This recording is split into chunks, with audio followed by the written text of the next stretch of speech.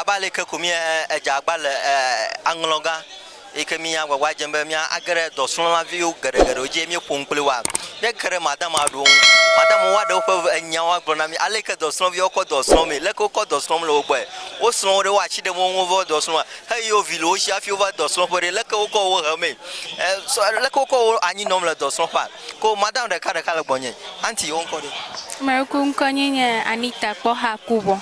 okay leke fika adoka some de review le gbo Meruku hairdressing, dressmaking, sorry. Yeah. Okay, dressmaking from the lobo. Yes, like any cockpot, does some young and boss.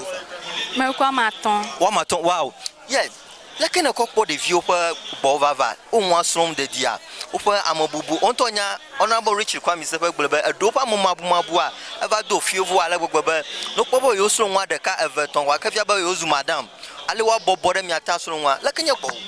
Meruku lakpa mago me lenenema ye nde kala nwenye ba mikata he vovovo we mi ho ye devio ha he vovovo ho afi eva mi agbo ta lenenema go ma alabo madama na steady deviao akpono no me le oshi ahere ka wo va devio doma le nu sonfa ha mi dina ba de ka wo pe gbogbo mana no oshi o po susu na jani le afa mo pe problem plus susu ba no va do pa nu mo gada funao tato hamadia mi ha mi hlona nuo mi po na unu ba ale wazon ale edole kwa mi fia na ncho nu ye amayoko vavido manu ha wo gbagbajam wo som nshanwi kana fia okola o woni ya ta mi biabiam chojila o gbobo ha wanu nsan do ma de viola ba egba vovovo ele mi anu ne de viova mi agbona na ma ejima ma la o shio ta yaro yo de over versus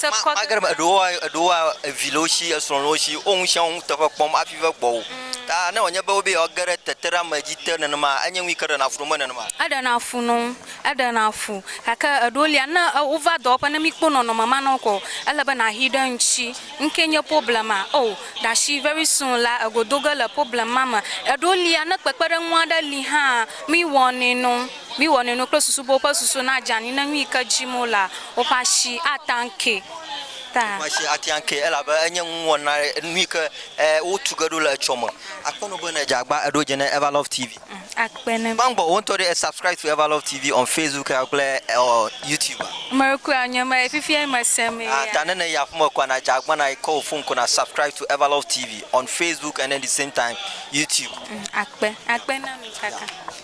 So thank you so much, viewers. It's great time. We were right here at the premises of Global Evangelical Presbytery.